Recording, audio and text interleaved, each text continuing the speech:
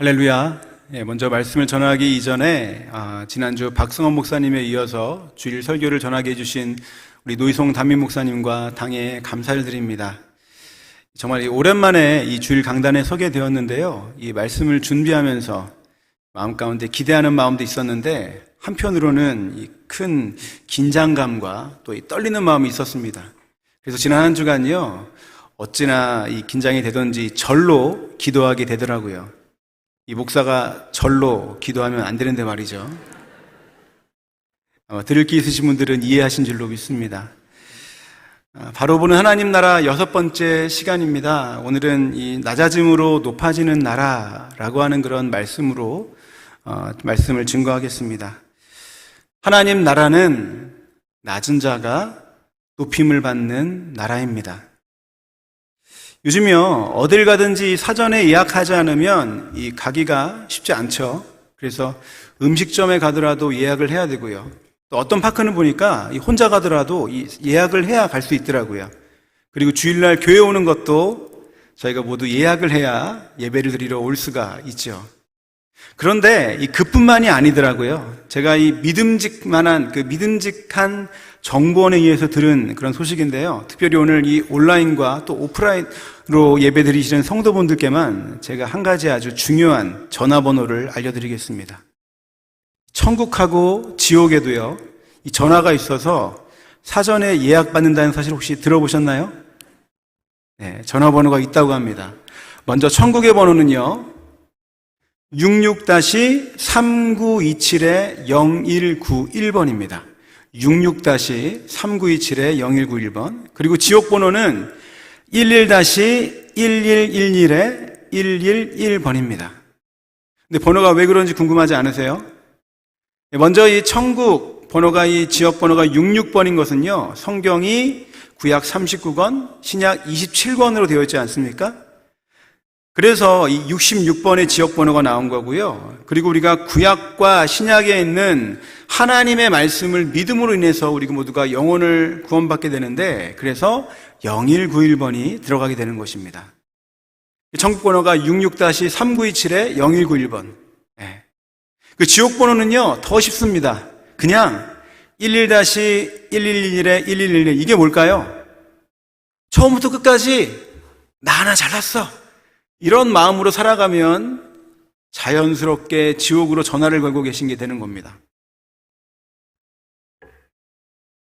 천국의 전화번호보다는요, 이 지옥의 전화번호가 훨씬 더 외우기 쉽고 간단해서 그런지 요즘 지옥으로 전화 오는 그 빈도가 상당히 많이 높다라고 합니다.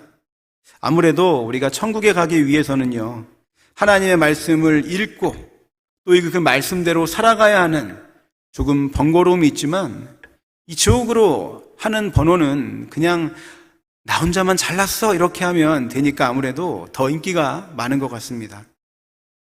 제가 이 이야기를 통해서 과연 무슨 이야기를 하고 싶은 것일까요? 우리에게는요, 이 모두 높아지려고 하는 교만이 우리의 마음속에 자리 잡고 있다라고 하는 것입니다. 세상 그 어느 누구도 낮아지는 걸 좋아하는 사람은 없습니다. 이왕이면 이 다홍치마라고요, 성공하기 원하고 다른 사람들을 다스릴 수 있는 위치에 있기를 원합니다. 돈, 명예, 권력, 이런 것들을 통해서 내가 얼마나 뛰어난 사람인지를 다른 사람들에게 각인시키고 싶어 하고요 하는 그런 교만이 우리의 마음속에 모두 있다라고 하는 것이죠. 그래서 이 사회에서는요, 회장님, 사장님, 이렇게 불리는 것을 모두 좋아하지요. 이 어떤 외국인이 이 한 TV 프로그램에 나와가지고요, 처음에 한국에 왔을 때 있었던 에피소드를 이야기하는 것을 들었던 적이 있습니다. 처음 한국에 와서 이 만나는 사람마다 다 사람들이 막 회장님, 사장님 이렇게 부른다라고 하는 거예요. 그래서 처음에는 다 비즈니스를 하고 있구나 이렇게 생각을 했는데, 조금 이 한국 생활이 익숙해지다 보니까 그게 아닌 거를 깨달았다라고 하더라고요. 이것은 아무래도 모두가 이 자신을 높이기 원하는 사람들의 그런 특징에서 생겨난 에피소드인 것 같습니다.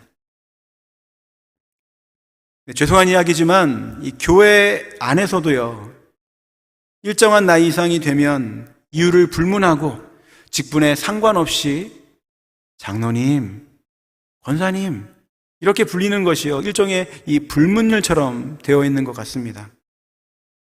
그만큼 보여지는 것에 우리가 많이 신경을 쓰고 살아가고 있다는 증거가 되죠. 그런데요, 사실 우리가 이 나이가 들어서 장로, 권사, 집사가 되지 못한 것이 절대로 부끄러워할 일이 아닙니다. 오히려 복음을 듣지 못한 것이 부끄럽고 또 안타까운 일이 되는 것이죠.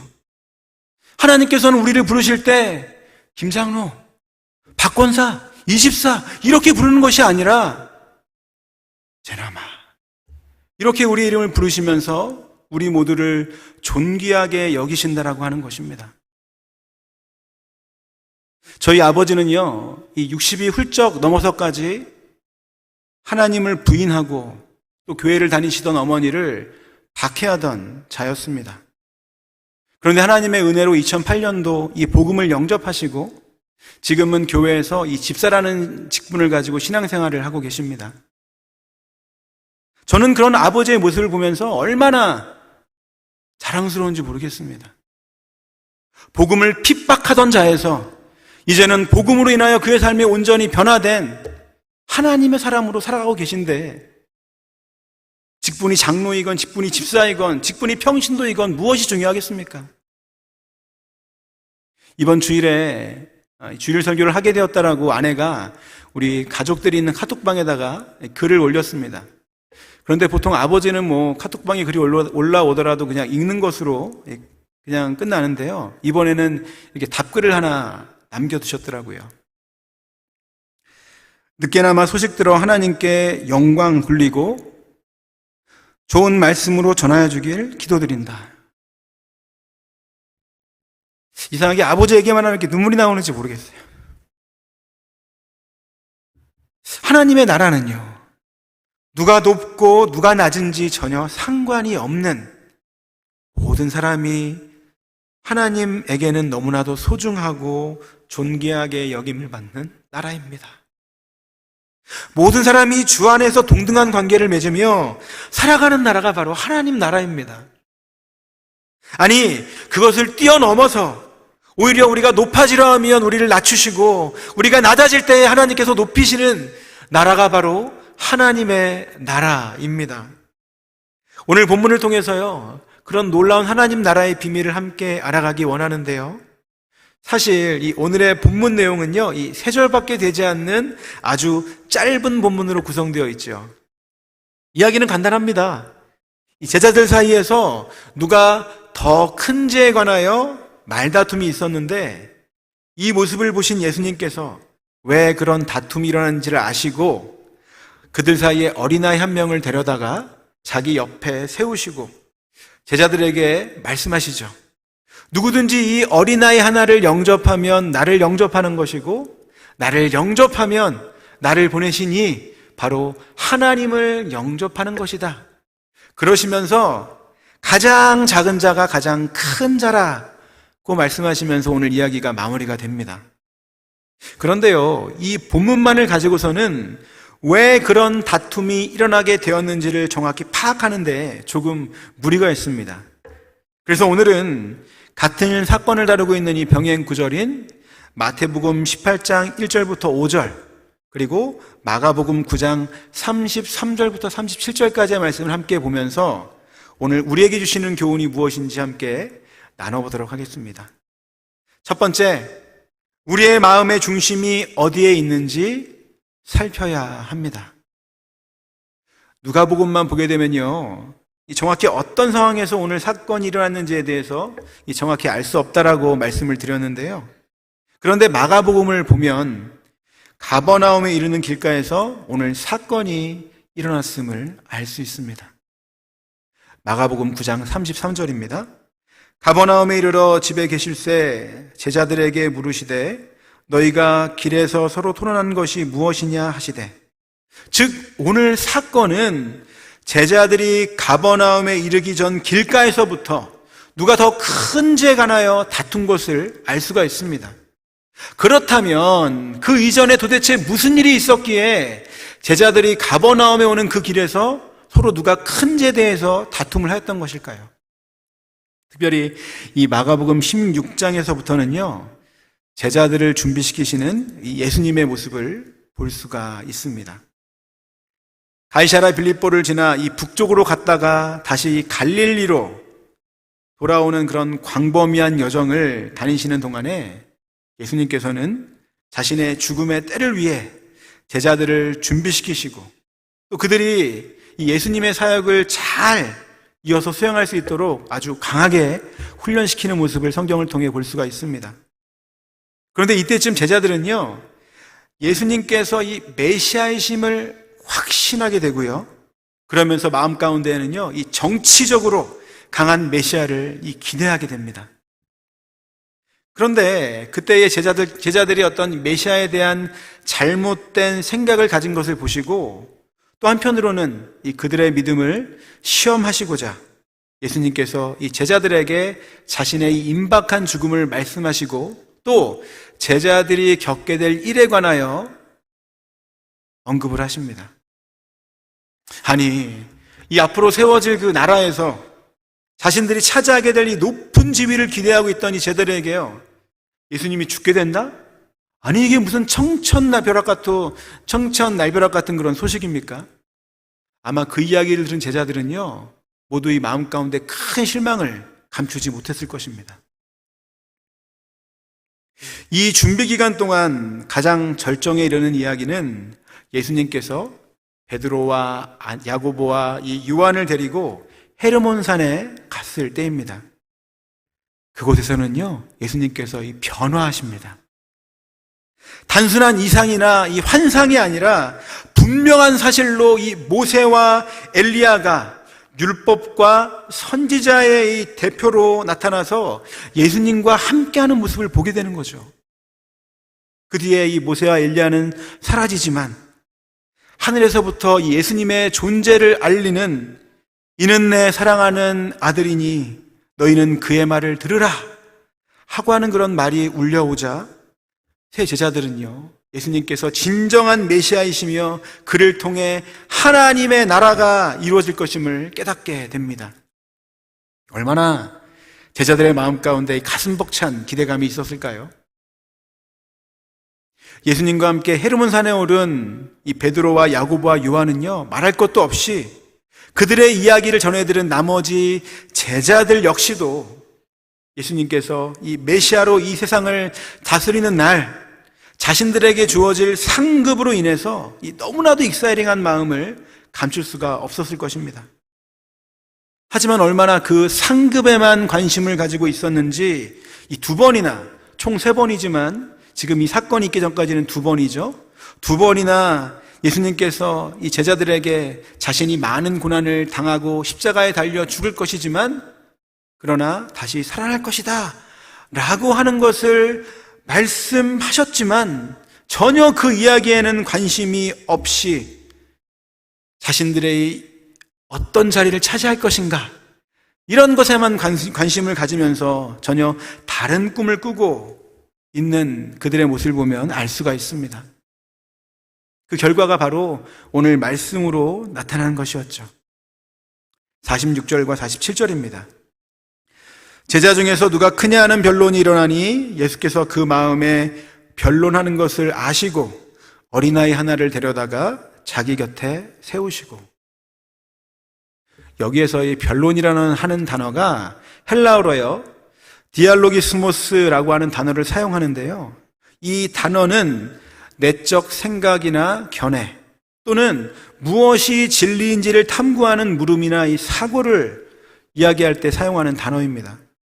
이 말은 결국 그들이 지금 누가 큰지라고 하는 그런 질문을 통해서 예수님이 메시아로 이 땅을 다스릴 때에 그들이 얻게 될 지위와 명예에 대하여 서로 왈가왈부하면서 이 조만간 예수님께서 거대한 로마 제국을 완전히 물리치시고 강력한 왕으로서 이 땅을 다스리실 그때를 기대하며 그때가 되면 자신들에게 주어질 그 한 자리에 서로 눈이 멀어서 마치 학문을 연구하듯 누가 큰지에 대해서 서로 그렇게 열심히 다툼을 벌여왔다라고 하는 것을 의미하는 것입니다. 이 얼마나 개탄스러운 상황입니까? 예수님께서는 3년이라고 하는 시간 동안 이 제자들을 데리고 다니시면서 이적과 기적을 보이시며 오로지 하나님의 나라에 관하여 전하시고 또 죽음에 대해서도 2번이나 이 제자들에게 말씀을 하시면서 이 전하셨던 그 제자도의 삶을 강조하셨지만 그들은 그런 예수님의 마음을 전혀 이해하지 못하고 기대와는 다르게 이 세상과는 별다른 차이가 없는 높아지는 삶만을 추구하였던 것이죠. 그렇다면 예수님께서 말씀하셨던 그 제자도란 과연 무엇일까요? 우리 마태복음 16장 24절 25절 말씀 함께 읽겠습니다. 시작.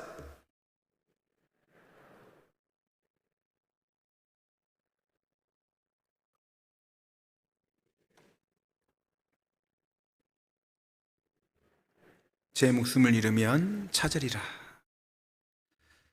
우리가 예수님을 따르고 있다면 갈 수 있는 단 한 장소가 있는데요. 그것은 바로 죽음의 장소입니다. 그것은 예나 지금이나 마찬가지예요. 하지만 죽음이 끝을 의미하는 것은 아닙니다. 누구든지 그리스도와 복음을 위해 기꺼이 죽고자 하고 자신을 포기하여 자신을 내어주고자 한다면 그런 완전한 순간에 오히려 우리 자신을 찾을 수가 있고요. 내가 진정 누구인지 알게 하는 은혜가 주어집니다. 예수님께서는 자기 부인을 대가로 진정한 자기 발견을, 또 죽음을 대가로 진정한 생명을 우리에게 약속하고 계신 것입니다. 즉 우리의 제멋대로인 이 본성과 모든 욕심을 죽이고 십자가에 못 박기까지 할 때, 다시 말해 철저하게 우리 자신을 십자가에 내어 버릴 때 우리는 살게 되는 것이죠. 이것이 제자도의 참된 의미입니다. 그런데 그런 제자도의 참된 의미를 망각한 채 어떻게 하면 그저 하나님의 나라에서 누가 큰 자가 되는지에만 이 관심을 가지고 있던 제자들의 모습을 보시며 예수님께서는 얼마나 실망하시고 마음이 아프셨을까요? 우리는 우리의 마음의 중심이 어디에 있는지 살펴야만 합니다. 그래야 우리의 삶 속에서 잘못된 길로 나아가고 있다고 한다면 방향을 수정해 주님이 가라 하신 그 길로 향하여 나아갈 수가 있고요. 우리가 올바른 길로 가아가고 있다면 말씀 안에서 힘을 얻고 끝까지 믿음 안에서 승리할 수 있게 되기 때문입니다.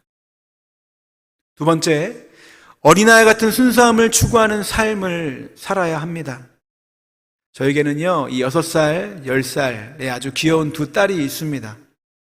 설교를 준비하는 와중에 이 오늘 본문을 읽어주면서 어린아이를 왜 예수님이 누가 큰지 다투고 있는 그 제자들 앞에 이렇게 세우셨을까? 이렇게 물어봤습니다. 그런데 먼저 이 둘째 아이가 하는 말이 아이들은 부모님 말씀을 잘 듣잖아. 시끄럽게 떠들고 있는 제자들에게 어린아이처럼 쉿!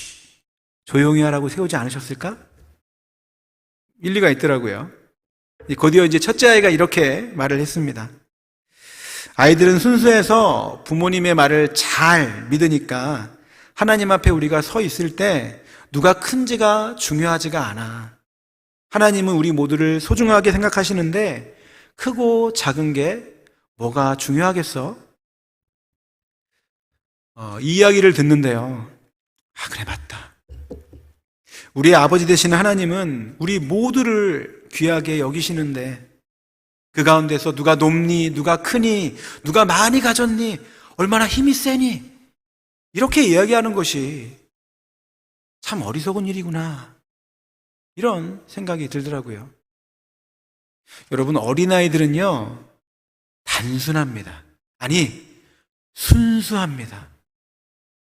그래서 부모가 말을 하면 설령 그 말이 거짓이라 할지라도 어린아이들은 다 믿어요.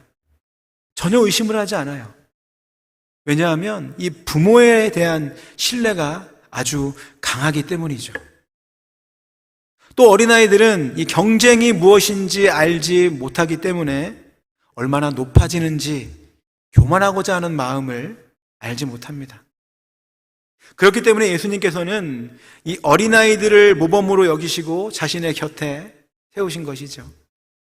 이것이 바로 주님께서 보여주신 행동의 가장 중요한 포인트입니다.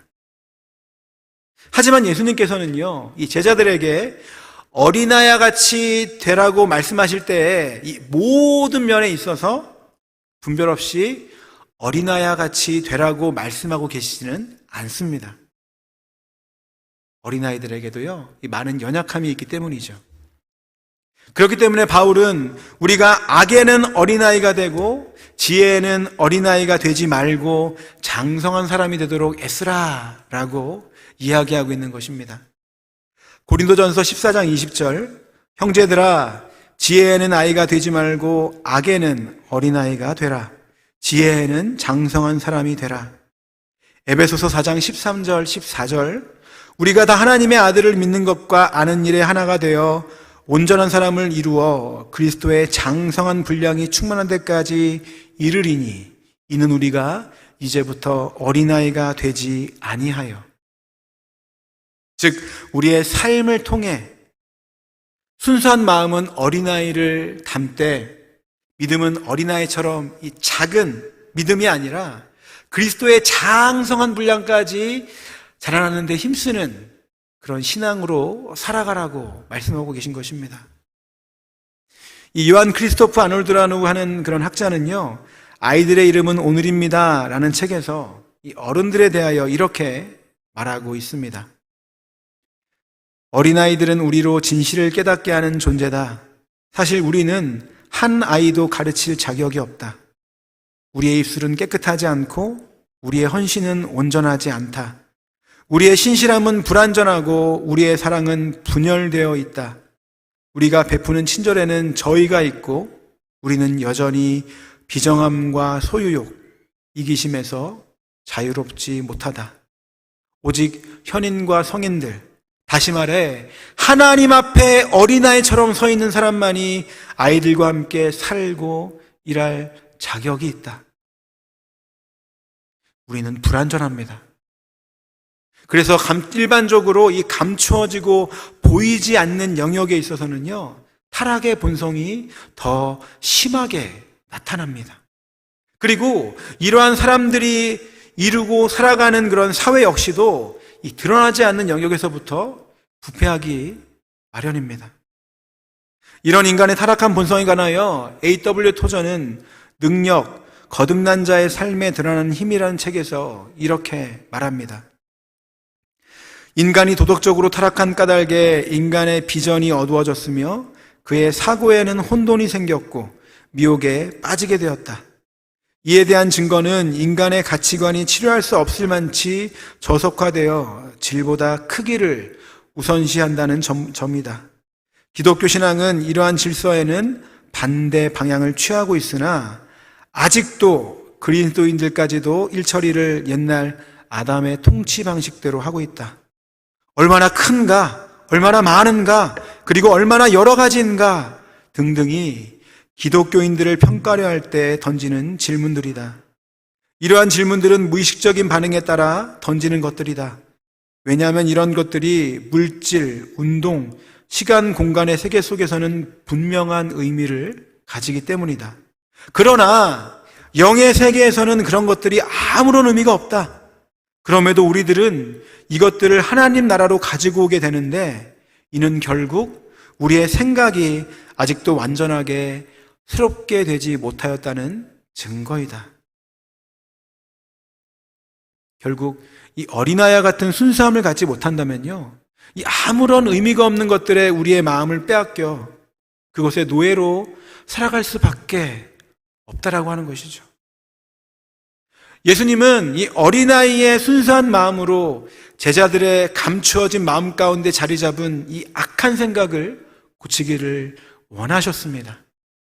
그뿐만 아니라 이 어린아이를 자기 곁에 세우신 행동을 통해서 어린아이와 제자들 사이를 철저하게 구분하여서 이 어린아이와 같은 그런 순수한 마음을 가진 이들이 바로 예수님의 성품에 더 가까이 와 있다라고 하는 사실을 문학적인 표현을 통해 은유적으로 우리에게 보여주고 계신 것이죠. 우리에게는 그런 어린아이와 같은 순수한 마음이 있습니까? 세 번째, 어린아이와 같은 낮은 자를 돌볼 때 높은 자가 됩니다. 누가복음 9장 48절, 누구든지 내 이름으로 이런 어린아이를 영접하면 곧 나를 영접함이요, 또 누구든지 나를 영접하면 곧 나를 보내신 이를 영접함이라. 너희 모든 사람 중에 가장 작은 그가 큰 자니라. 예수님께서는요, 어린아이 하나를 곁에 세우십니다. 제자들은 이제 자기 앞에 두 인물을 대하고 있는 거예요. 한 인물은 그들이 가장 존경하고 또 최고로 높이 평가하는 예수님이시고요. 다른 한쪽은 아주 하찮게 여기는 사람이죠. 어찌나 하찮게 여기던지 이 사람들이 예수님께 이 기도를 받으러 온 어린아이들을 데리러 왔을 때에 마치 오면 안 될 사람들이 온 것 같이 그들을 꾸짖으며 쫓아내려고 하였습니다. 즉, 하찮은 사람이란 그 당시 사회적으로 존중받지 못하던 어린아이, 즉 가장 비천한 사람을 의미하는 것입니다.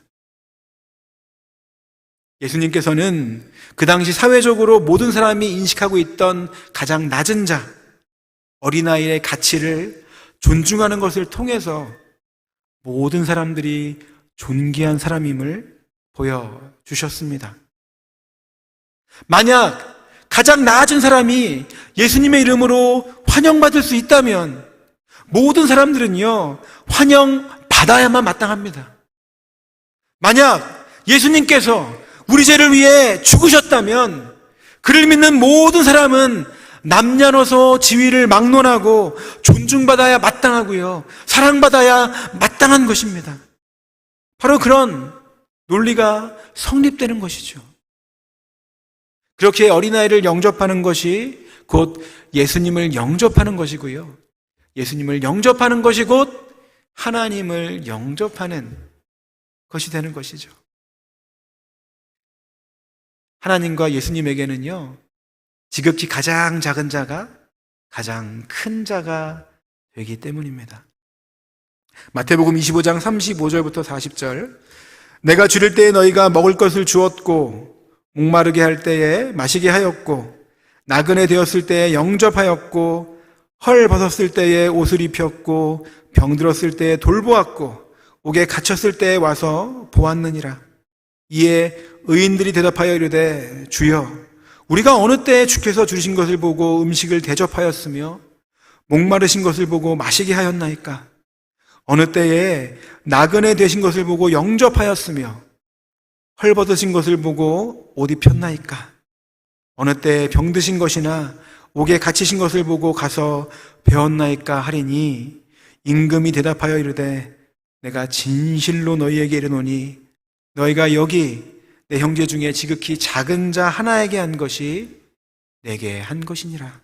아멘.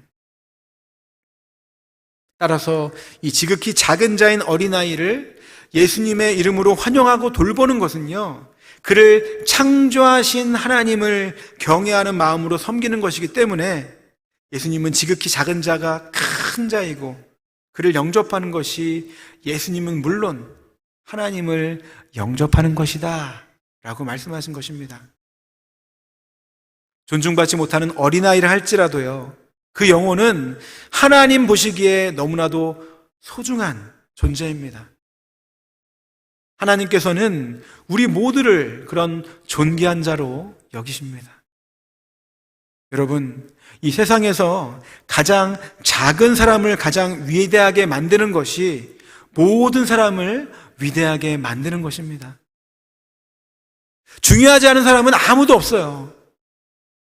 왜냐하면 하나님께서 우리를 차별하지 않으시고 모두 존귀하게 여기시기 때문입니다. 하나님께서 우리를 만드실 때에 마치 공장에서 하나의 그릇을 찍어내듯이 쾅쾅쾅 찍어낸 것이 아니라 우리 한 사람 한 사람들을 하나님의 아름다운 걸작품으로 만드셨기 때문에 우리 모두는 하나님 앞에 존귀한 자가 되는 것이지요. 이사야서 43장 4절 말씀입니다. 내가 내 눈에 보배롭고 존귀하며 내가 너를 사랑하였은즉 내가 내 대신 사람들을 내어 백성들이 내 생명을 대신하리니. 하나님의 다스리심 아래에는요, 결코 이 선택적인 친절이란 있을 수 없습니다. 사랑하는 성도 여러분, 크다는 것은요, 오로지 강한 자들, 성공한 자들, 영향력이 있는 자들, 이런 소위 큰 자들과 상대하고 또 큰 문제만을 처리하는 자가 소유하는 것이 아닙니다. 그러한 역할을 하는 자들이 큰 자가 아니라, 크다는 것은 이 낮은 자들을 겸손하게 섬기는 자들에게 하나님께서 주시는 선물입니다. 진심으로 이 낮은 자들을 돌보고 영접할 때에 하나님은 그런 우리들의 모습을 기뻐하시고 또한 높여 주십니다. 이 연탄길이라고 하는 그런 잔잔한 감동을 주는 책이 있습니다. 이 책의 맨 처음에요, 왜 책의 제목을 연탄길로 했는지에 대해서 간단하게 설명하는 글이 있는데요, 제가 읽어드리겠습니다. 나를 전부라도 태워 님의 시린 손 녹여줄 따스한 사랑이 되고 싶었습니다. 그리움으로 충혈된 눈 파랗게 비비며 님의 추운 겨울을 지켜드리고 싶었습니다. 그리고 한방눈 펑펑 내리는 날 님께서 걸어가실 가파른 길 위에 누워 눈보다 더 하얀 사랑이 되고 싶었습니다. 이 연탄이라고 하는 것이 어릴 때 우리들을 따뜻하게 했던 그런 중요한 도구였지만 요즘은 뭐 연탄 보는 게 쉽지가 않죠.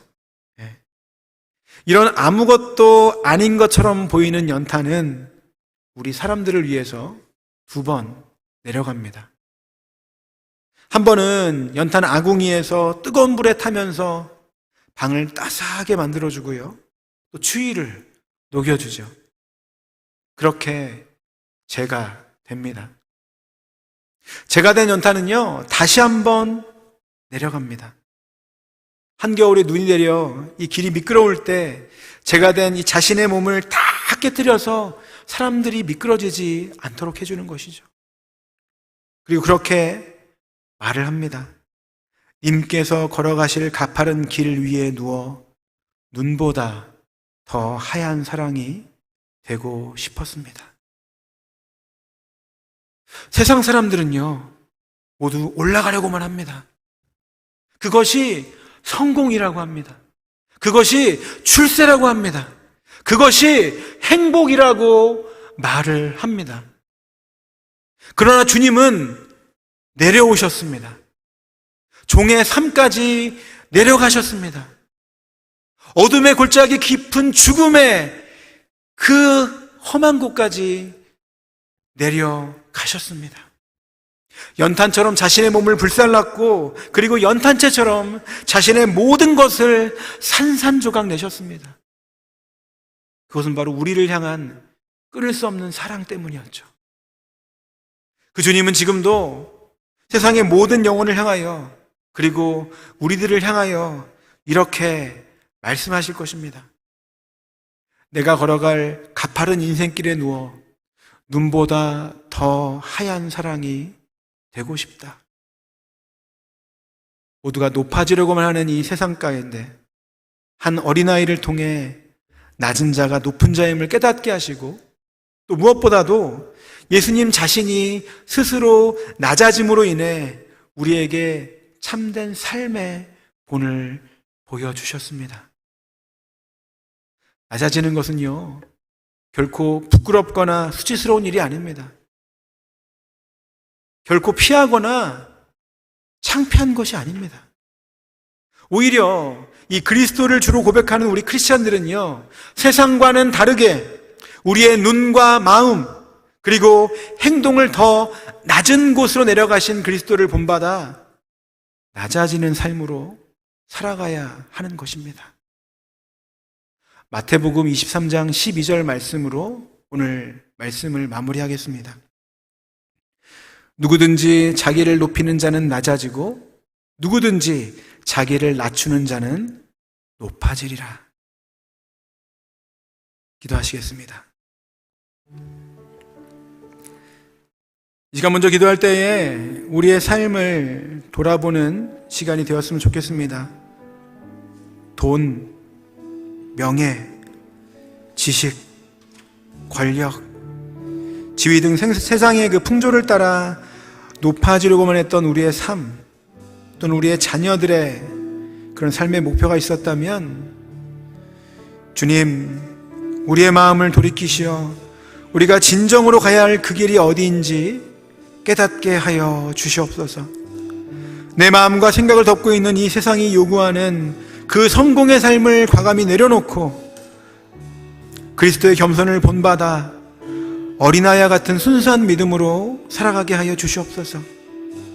할 수 있는 모든 방법을 동원해 오직 높아지는 성공만을 위해 살아왔던 치열한 인생 가운데 나의 삶을 낮출 때 나를 높이시는 놀라운 천국의 비밀을 깨달아 주님께서 말씀하신 이 제자로서의 길을 기꺼이 선택하고 기쁨으로 걸어갈 수 있도록 주님 우리와 함께하여 주시옵소서. 다 함께 기도하시겠습니다. 하나님 아버지 감사합니다. 아버지, 우리 마음 가운데 있는 모든 높아지려고 하는 그런 생각들을 이 시간 주님 앞에 내어놓기를 원합니다. 하나님, 우리의 잘못된 마음의 중심을 살펴보시는 주님 앞에 아버지, 우리의 모든 아버지 그런 마음 가운데 있는 그 교만을 내려놓고 하나님 우리에게 보이시는 그 길을 향하여 인생의 항로를 바꿔 나아갈 수 있도록 하나님 우리의 마음 가운데 성령으로 충만케 하여 주시옵소서. 우리가 진정으로 가야 할 그 길이 어디인지를 깨닫게 하여 주셔서 지금이라도 그 길을 돌이켜 주님 보이시는 그 생명을 향하여 나아갈 수 있도록 하나님 은혜를 더하여 주시옵소서. 내 마음과 생각을 덮고 있는 이 세상이 요구하는 성공의 삶을 내려놓고 그리스도의 겸손을 본받는 삶으로 살기를 원합니다.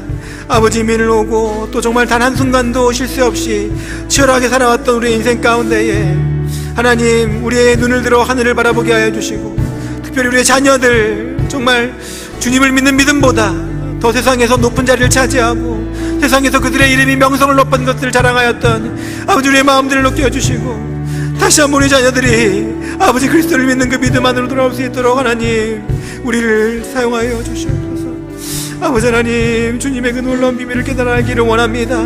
아버지, 우리가 낮을 때 우리 높이겠다고 약속하신 주님의 그 말씀을 기억하며 하나님 아버지 더욱더 겸손의 길로 더욱더 낮아지는 그 길로 향할 수 있도록 하나님 우리를 살펴주시옵소서. 오 전능하신 하나님 함께 하시옵소서. 우리 이 시간 함께 찬양하기 원합니다. 주님, 신실하게 진실하게 그리고 거룩하게 우리의 삶이 살아갈 수 있도록 나의 모든 것들을 변화시켜 주시옵소서. 나의 마음을 만져주시고 나의 영혼을 새롭게 하여 주시옵소서. 함께 고백하는 마음으로 우리 함께 찬양하겠습니다.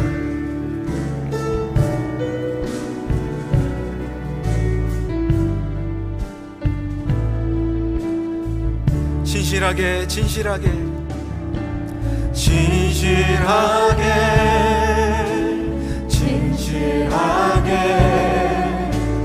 거룩하게 살게 하소서. 진실하게 진실하게 거룩하게 다시 한번 고백합니다. 진실하게 진실하게 진실하게 진실하게 거룩하게 살게 하소서. 진실하게 진실하게 거룩하게 살게 하소서. 하나님, 나의 마음